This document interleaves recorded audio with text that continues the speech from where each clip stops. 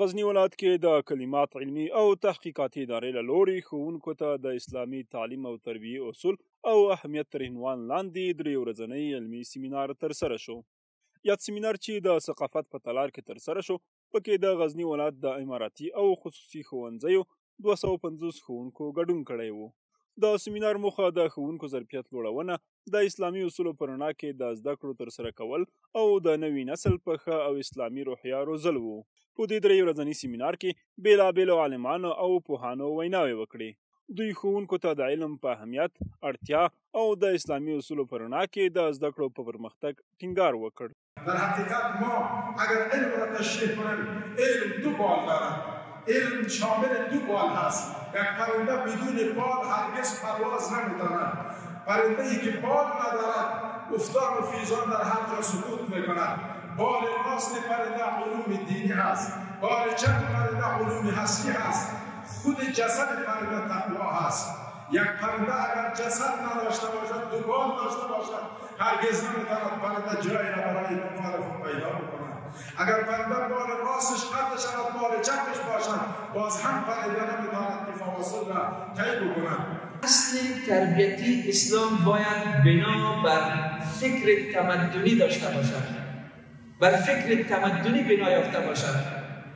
یعنی اینکه از اصلهای خیلی مهمی که باید معلم گرامی، استاد معزز باید در جریان پروسه تدریس، در جریان ماموریت و در جریان مکلفیت خود متوجه از باشه. این مورد است. ما باید متعلم خود را، متربی خود را، جوانی که در اختیار ما قرار دارد، در ذهن او، در فکر او باید فکر احیای تمدن اسلامی را زنده کنیم. ګورئ دغه فلسفه چې اساس او بنیاد عقل ده او دغسې اغریقي او دغسې یوناني فلسفه ده، اساس او جرم له هغه ځای نه ده. د دې د مطالعې څخه خپل ځوانان شاګردان راروان کړي، د دې په ځای باندې سیرت ورباندې مطالعه کوي، د دې په ځای باندې قرآن ته کښېنوئ، د رسول الله اسلام احادیثو ته کښېنوئ، د صحابو سیرت ته کښېنوئ او دغسې اسلام د سپېڅلي او ویاړمن تاریخ ته کښېنوئ، د فلسفې لرې کړي. د سیمینار په دوام د غزني ولایت د پوهنې رئیس ښوونکي خپل مسؤلیتونو او مکلفیتونو ته متوجه کړل. په هره ټولنه کې چې د معلم قشر کما حقوقي مسؤلیت ده.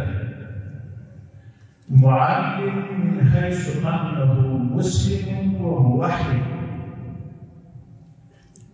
مسلم لديه احساس اليه مسلمان او موحد مؤمن ده.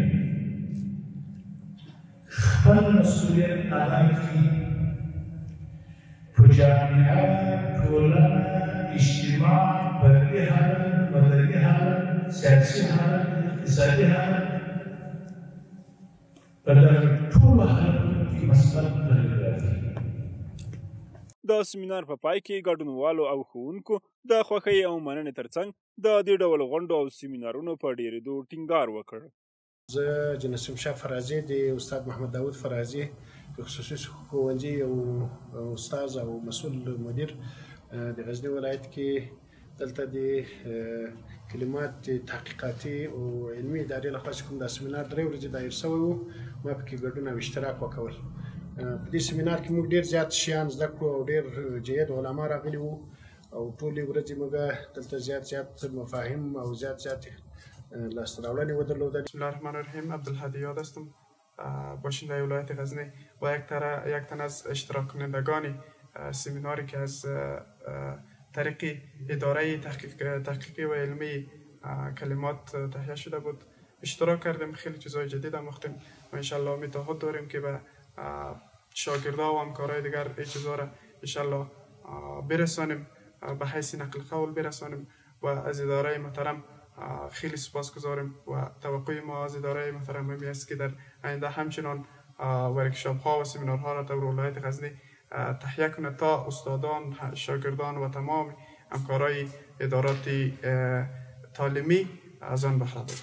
سلوا التاريخ كم مجدا سطرنا على صفحاته وبه تغنى. تهاب الأسد وطأتنا لأن